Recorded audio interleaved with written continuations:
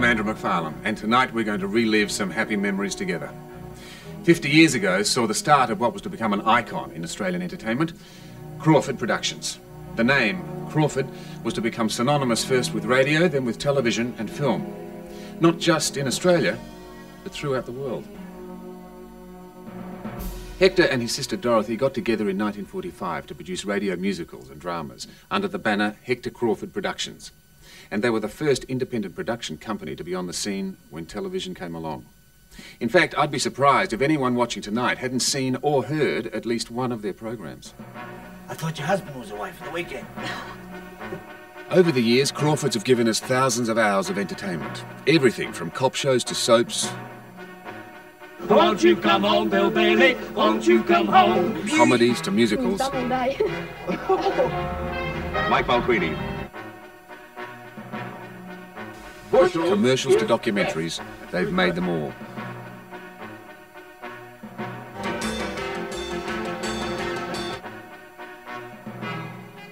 This is just a glimpse of what you'll see tonight, as I take you through some highlights and fun moments from your favourite shows. Now this is your court reporter, Laidley Morton. So stay with me, as we also meet some of the stars who made your shows so successful. And have a laugh along the way. Praising a husband.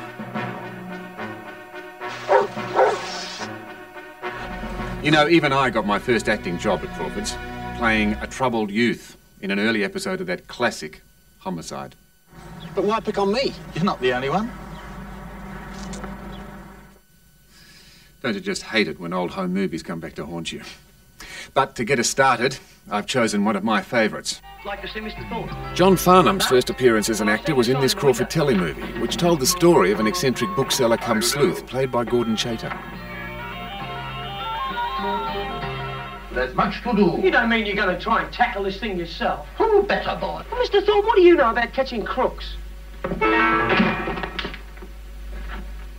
Hell, damnation, and incontinence! Mr. Thorne, you're an old woman. And Dorothy Crawford approached me for a homicide episode. Said it's just a little thing out on the bay, you know, about 2.5 hours. We were there for 4 days, but it didn't matter. And from then on, I was just in and out all the time. It was great.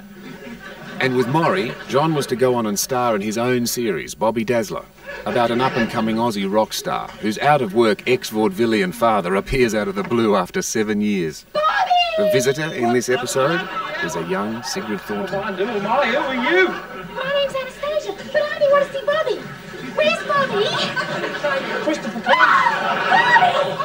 Oh, I couldn't stand any longer. The music was the interesting part of Bobby Dazzler. Won't you come home, Bill Bailey? Won't you come home? That answer your question, Uncle Os? That's the new Freddie Farrell. I'll do the cooking, Bailey. I'll pay the rent. I know I done you wrong. Remember that rainy evening? I know. Remember that rainy And evening? I had the ukulele, and and we'd sing harmony. It sounded all right. And Johnny was great to work with. And he said, "You're exactly like my father." He still calls me Dad. I'll do the cooking, Bailey. I'll pay the rent. I know I've done you wrong. Remember that rainy evening? I kicked you out with nothing but a fine-tooth comb. I know that I'm to blame. Ain't that a shame? Bill Bailey, won't you please come home? Your papa needs ya. Bill Bailey, won't you please come? Shaving a haircut, shampoo. You remember as well as anyone, Dad. Jennifer is a qualified solicitor. Well, I ought to remember. She did her articles with our firm. And I confused the issue by asking her to marry me. But it did mean Jennifer sacrificing a promising career, which she would now like to resume with Carson and Carson. But no, the first case, Jennifer and I lost, and the guy hung himself in his cell, and this was quite a surprise for the start of a new series. I would simply ask that this court treat me as counsel for the accused and not as a woman. Very well, Mrs. Carson, we shall proceed on that basis. Thank you, Your Honor. I went into Sullivan's as Grace, of course, which I loved playing. I played Grace for, I think it was between 2.5 and 3 years. Is that you, Dave? All right, let's have a look at you. Is it safe? Over 1,000 I'm thinking episodes of about The it. Sullivans were produced, and enormous effort was made to search out the original props and wardrobe required to faithfully recreate the wartime period. Everything from a teaspoon to an army truck, it had to be right. You want to meet the new owner? I think probably the wildest moment was the first day of shooting. That was the most exciting day of my life, I would think. Personally, I'd never acted before. I'd actually auditioned amongst 400 girls in Sydney. My name's Kitty Sullivan. Today's the beginning of the school holidays, and Terry and I, he's my brother, we're just going to go off on a secret adventure. So we went down for a 13-week pilot, and we stayed for 6.5 years. 1976 the Sullivans started, and I think that must have been the peak of long hair for men. Now, what I figured then was if you had hair that short, you're either in the Sullivans, you're a policeman, or you're in the army. I guess luckily I was in the Sullivans. What's it? You want it.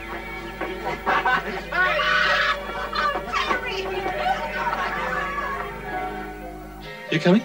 Oh, there's enough of you, and I've got plenty to do. Yeah. All right.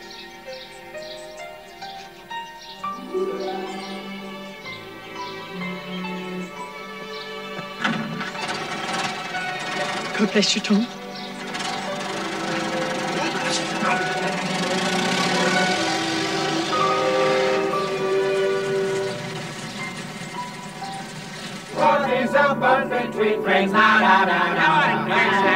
But it wasn't all sadness and gloom. The Sullivans could always manage a party when the occasion called for it.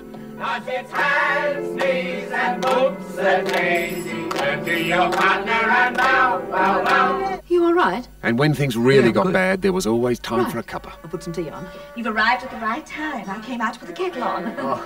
I'm just about to make a cup of tea. Would you like one? Cuppa? Oh, well, what's half a cup? Tea after this? Won't be a moment. Another cup, Dave? Yeah, I wouldn't mind, Rose. Oh, it's you, Rose. May I ask what you're doing in there? I'm digging air raid shelter for Gracie. Well, it was Terry's idea, really, but I'm building it for a minute. How to get so full of water? And I particularly remember the scene in the air raid shelter, which was filmed on a typically cold Melbourne winter morning. And we had wetsuits on. But the thing was that the air raid shelter was supposed to be as deep as a person, but it wasn't. It was actually, they'd only had time to dig like 4 feet. So we spent 4 hours on our knees scrambling around in that wonderful cold water. You all right, love? Oh, yes, Harry. Oh, fine. Now I have a suggestion, Harry. What's that, love? I suggest we scream for help. Well, the mate, who was actually Albert the Wonder Dog, ended up in the show because one of the directors, Simon Windsor, said, "This dog is always here on the set, Michael, why don't we use him?" And I'd had his father in a stage show, and I'd had to give the father back, so I got Albert, so he was trained a bit. Ah! Harry! What? Harry! I won't have that thing in my bed. Come here, boy. Now, careful, Rose. Don't understand abuse. And the worry with Albert was when you were actually in a scene with him, because you had to keep your mind on the dog as well as what you were doing. You're always looking sideways. And he was a fabulous dog, and I've never had one since because he's irreplaceable. Do you recognise these much younger faces that appeared in The Sullivans? Kylie Minogue, who played a little Dutch girl. Takes away at night in their big bales of rag. Eddie studs he knows Sam about, the Neill, ones he loses who played a from his horse car. trainer. Well, I've liked being around horses for as long as I can remember. It's something that, well, it's difficult to explain. Oh, she's not here, I'm afraid. She's gone to work. Even Mel Gibson came visiting. Could I help you? I'm her mother. I believe that your daughter is a friend of ordinary seaman Patterson. Eddie Patterson? Has he been hurt? Well, no, he's fine. Physically, at least. But I do have some bad news about him. Eddie is about to be court-martialed. Often, stories were built around old black and white footage, and on those occasions, new scenes were filmed in black and white. But some extraordinary things happened. After this episode went to air, Crawford's had a letter from a woman who recognised her husband. He'd been killed in action shortly after this film had been taken in 1940. And when the episode went to air, it was the first time this woman's children had ever seen their father.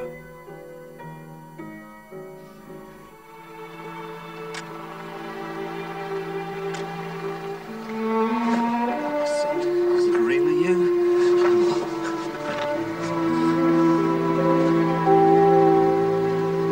Having travelled to London to nurse me back to health, Grace died in an air raid. Oh, boy. There is little I can leave you. Scarcely anything except the love I have for you all. And I beg to be remembered. I don't think there's any chance that we wouldn't do that.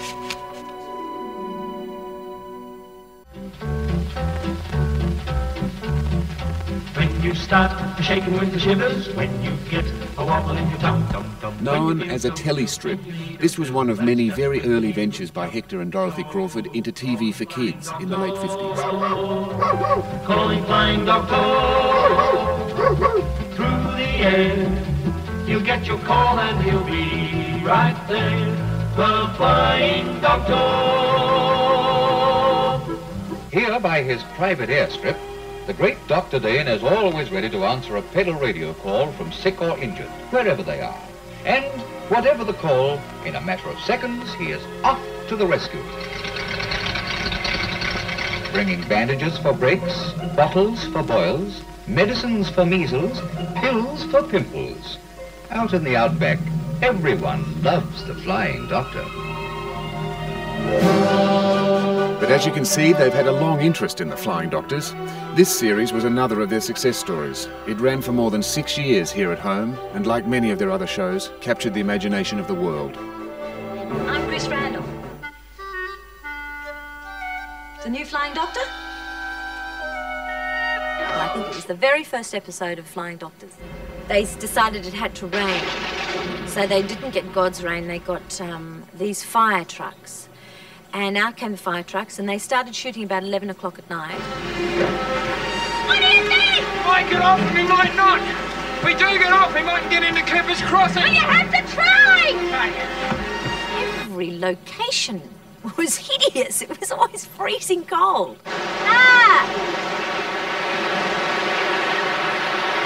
And Andrew McFarlane, well, he was just a joy. He looked after me, made me laugh a lot, and I love him dearly.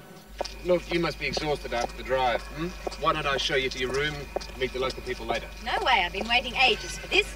I've been applying ever since I was an intern.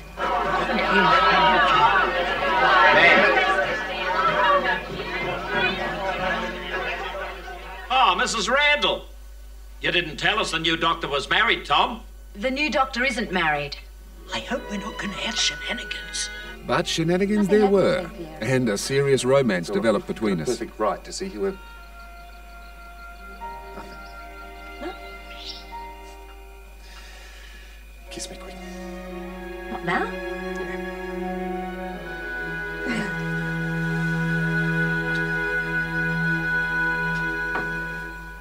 We had a cross-section of comedy and drama that really worked.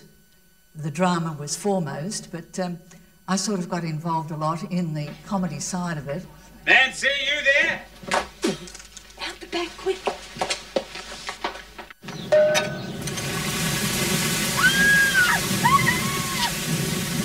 Ruth!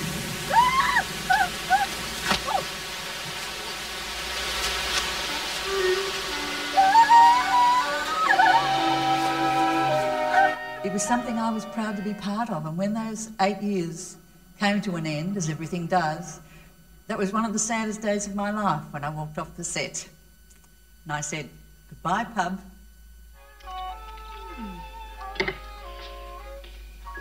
Vic, you don't regret having that last dance with me, do you? You've led me a few dances over the years, my girl.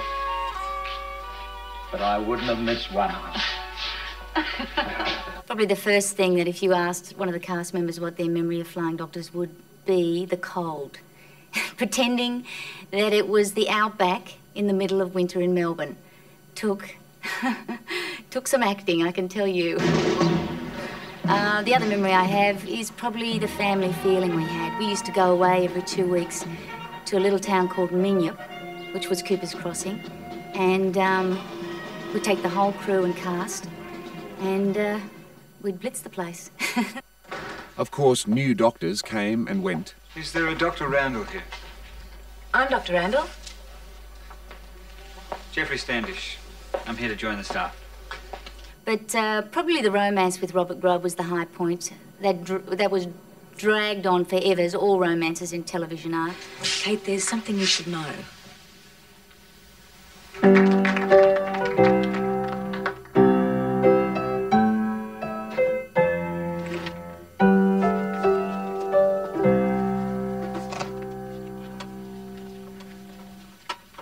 You there, Doc?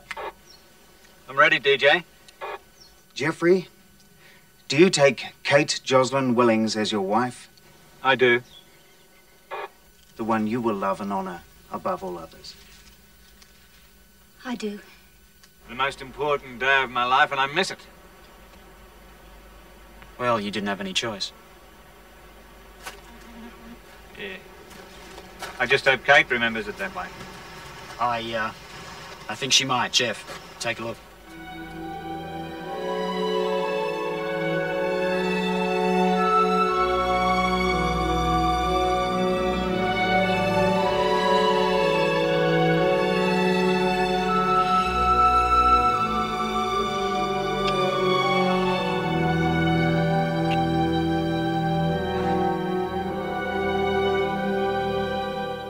Beauty.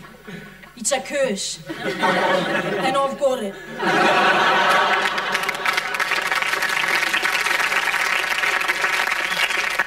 You're just very lucky you're not cursed, Liz.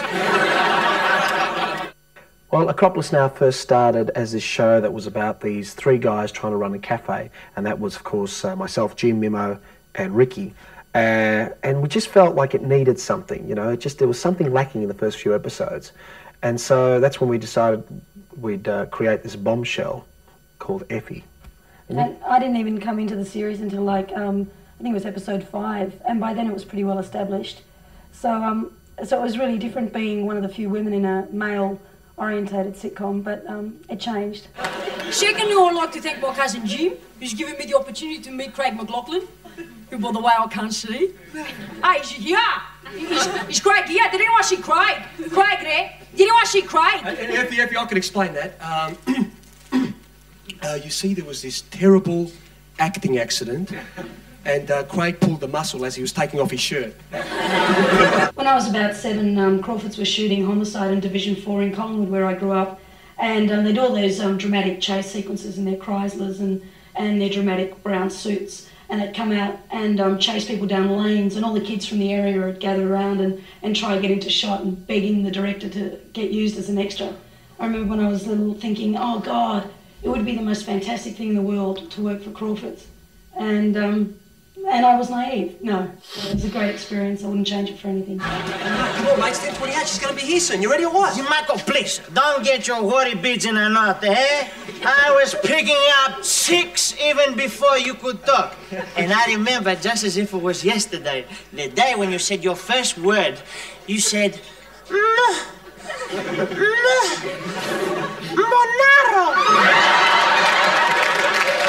But just the rehearsal process was fantastic, because it was like doing a new play each week, and it would peak at the end of the week when we'd perform it. We'd get that immediate response, laughter and applause, and it was just a real highlight every week.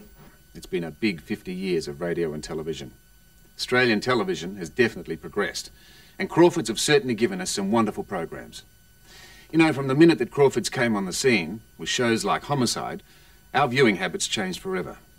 They brought Australian life to our screens, defining our image of ourselves, and ensuring that there would always be an Australian show in the top 10 most popular programs.